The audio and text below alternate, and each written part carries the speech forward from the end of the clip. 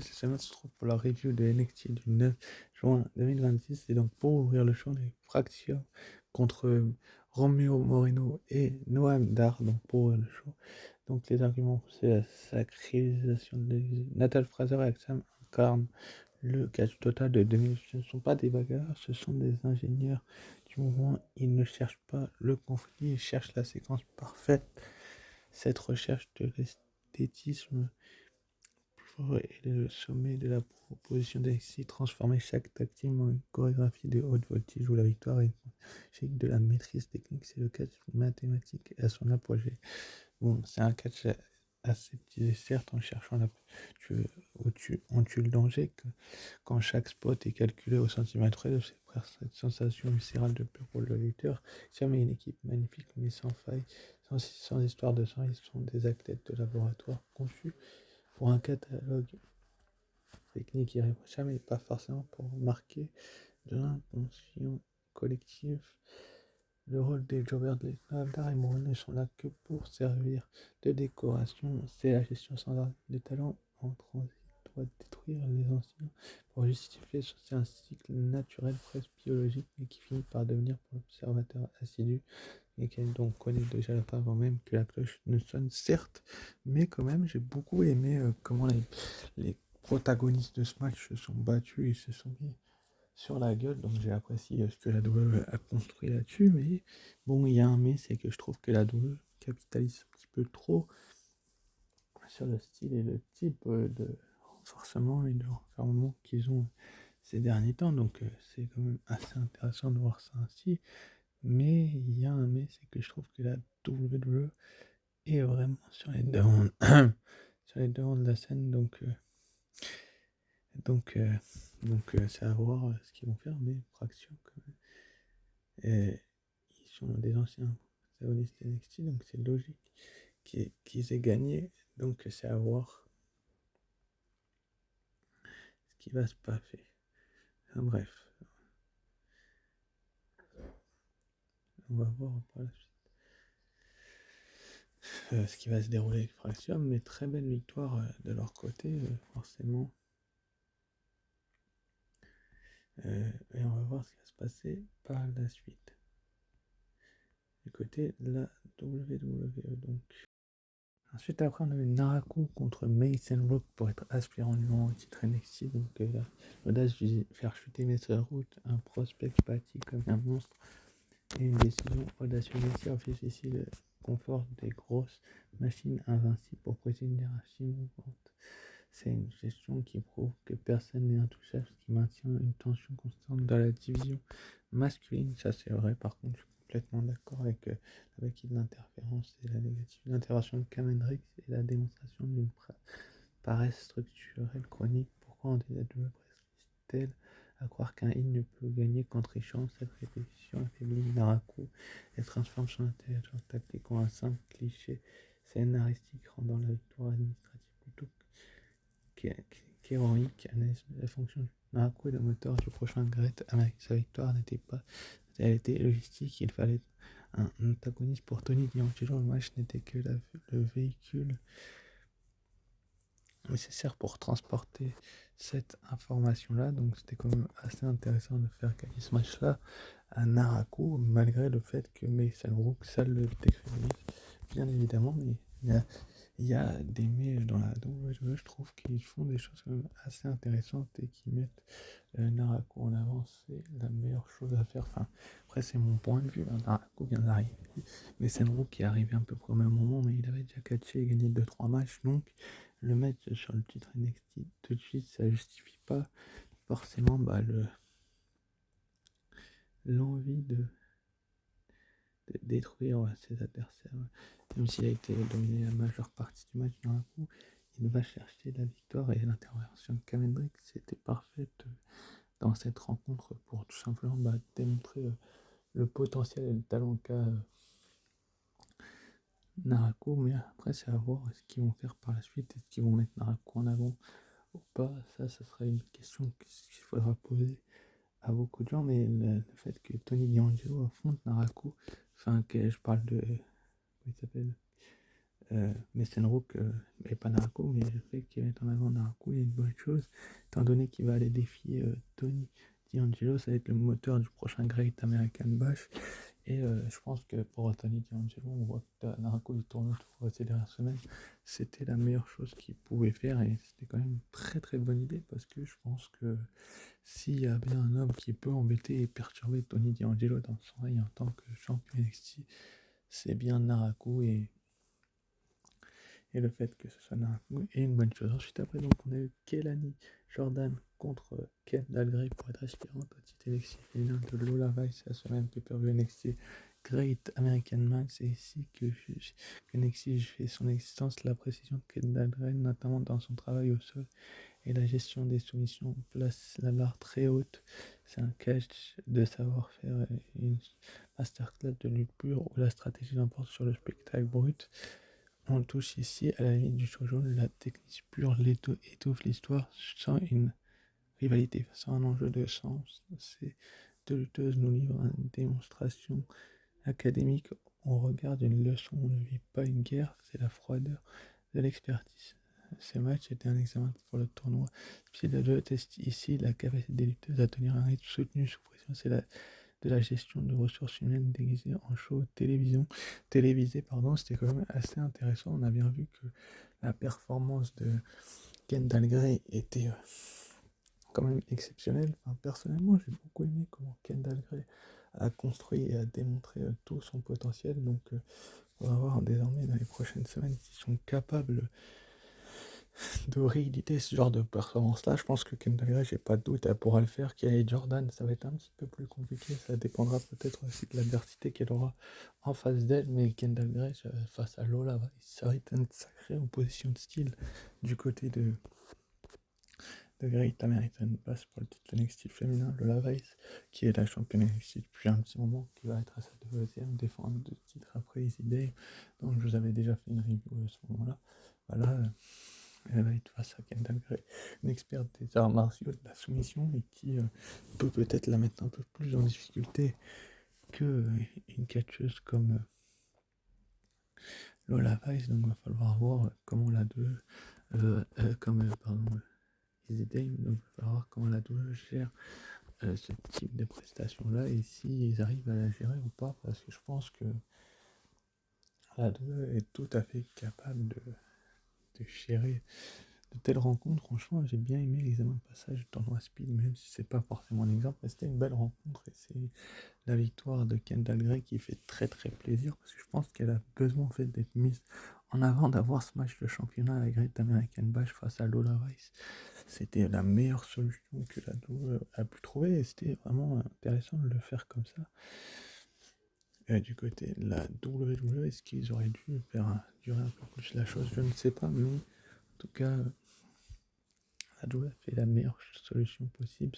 Ensuite, après, on a le concours de beauté Mister NXT, Shiloh Hill et Tristan Angel. Donc, NXT assume ici son aspect de télé-réalité. C'est une bouffée d'oxygène absurde donnée par la violence. Le Repu, l'X-Cup et le Tri-Six sont des outils de narration qui, humainement, sont vraiment trop lisses. C'est la preuve que NXT peut rire de lui-même. C'était quand même assez intéressant.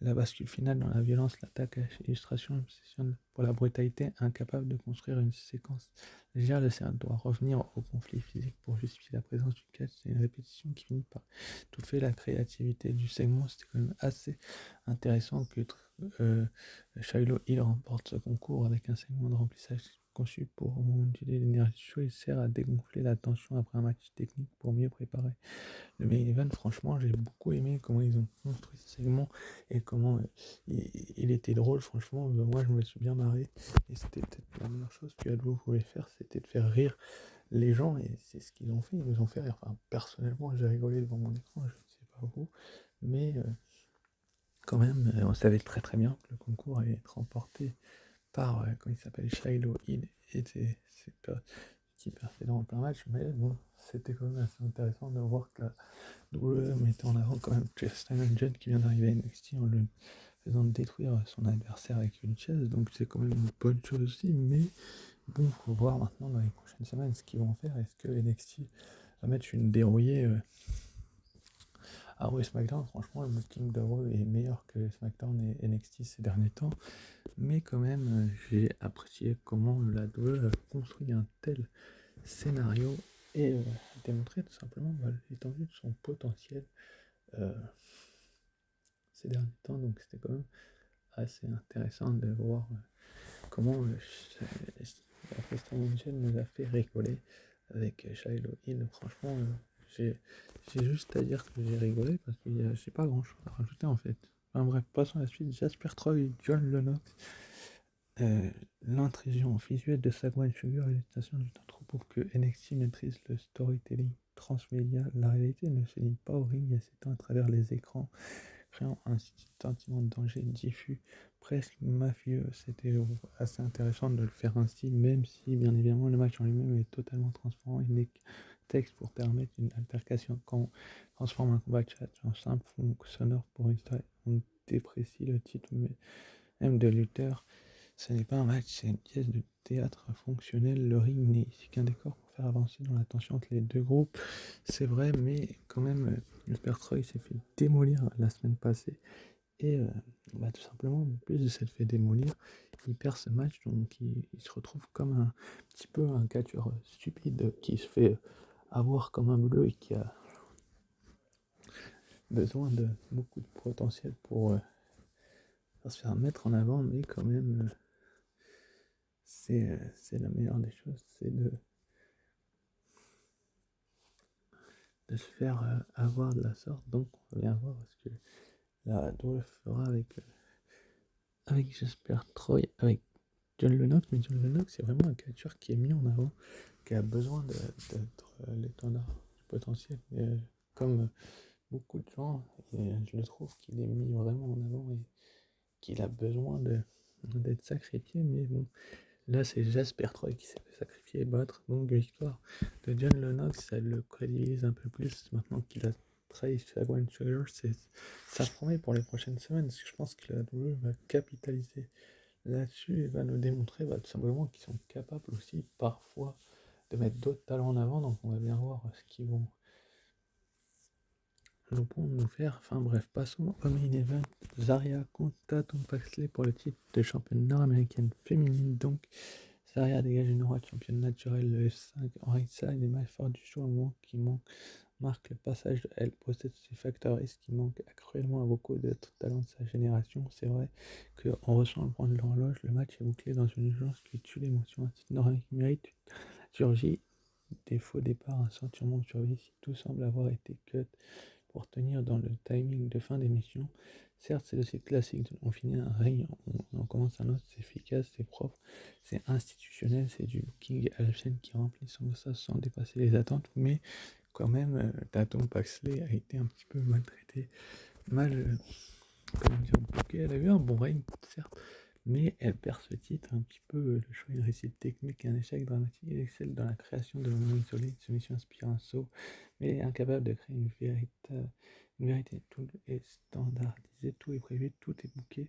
Si NXT est bien jeune, il est temps de se demander s'il ne produit pas des athlètes parfaits pour un système qui son âme en route les perfectionner. Et là, mais l'émotion est constamment bridée par les uns. Et le respect, c'est servi de la structure des passions et en excellente santé. Les choses d'une anémie narrative chronique, le dossier est clos. C'est vrai que c'est quand même assez exceptionnel de se dire ça du côté des NXT, mais quand même, ils ont le meilleur show. 6.5 pour une note sur une réussite technique et un échec dramatique, je suis d'accord, mais bon, on sent qu'ils voulaient vite finir le match de Tatum Paxley et de Zarya et qu'ils voulaient passer à autre chose et qu'ils voulaient peut-être que Zarya ait eu un vrai règne, que la boucle soit bouclée par rapport à Sol Ruka qui est champion intercontinental du côté de Raw. Mais Tatum, pour moi, elle doit durer un peu plus longtemps ces matchs. Enfin, je sais pas, j'ai l'impression que la WWE a pris une nouvelle pour Tatum qu'on apprendra plus tard et c'est ça qui lui a fait perdre le titre. Mais bon, on va voir maintenant dans les prochaines semaines ce que la WWE fera avec NXT. Mais quand même, j'aime beaucoup NXT et ça me fait mal de dire du mal d'eux. Mais c'est vrai qu'il y a certains points, on a l'impression que narrativement parlant, ça avance pas trop. Mais après, c'est comme ça. Bref, c'est 6.5 la note. Et donc, Zarya est votre nouvelle championne d'Amérique du Nord. Maintenant, on va bien voir ce qu'ils vont faire dans les prochaines semaines avec Zarya, est-ce qu'ils vont lui donner un vrai règne ou est-ce que c'est une championne de transition? Ça peut arriver, on verra bien ce qui va se dérouler, ce qui va se passer du côté de la WWE. Est-ce que championne de transition? Je suis pas sûr, mais en tout cas, elle est vraiment sur une pente ascendante. Tatum s'est fait un petit peu mal mener tout le match et elle n'a pas fait grand-chose. Enfin, bref, c'est un point neutre. Ensuite, annoncé pour la semaine prochaine, du coup, on aura un face-à-face entre Tony D'Angelo, le champion NXT, et Narako, donc son nouveau challenger du côté de Great American Bash, du côté de NXT. Donc, que va-t-il se passer? Est-ce qu'ils vont être autour d'une table? Est-ce qu'ils vont se boire un petit thé? Est-ce qu'ils vont se boire un petit café? Enfin, je sais pas ce qui va se passer exactement, mais ça va être quand même assez intéressant de se dire que Naraku est là et que tout simplement, bah, juste d'être là, il va avoir un face-à-face avec le champion NXT alors que le gars vient d'arriver et qu'il a déjà une opportunité pour le titre. Est-ce qu'il va remporter ce titre? Il faudra être là pour le savoir dans les prochaines semaines en tout cas. On aura également donc le début du tournoi Speed. Donc Rihanna Grace passe à Layla Dix et Easy Dane passe à Thea Hill. Donc la gagnante affrontera Ren Sinclair pour le titre Team Championnat Speed. C'est en lieu du côté de Great American Bash de NXT. Donc on va voir ce qui va se dérouler, ce qui va se passer. Mais est-ce que c'est la bonne chose à faire? Je ne sais pas.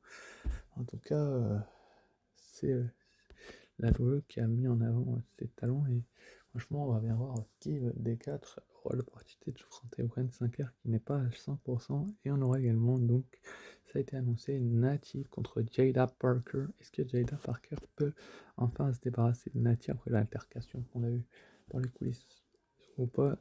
J'espère bien. En tout cas, n'hésitez pas à liker, commenter, partager et vous abonner si ce n'est pas déjà fait. Et surtout à commencer sur ce. Je vous dis ciao, bye et à très vite pour une nouvelle.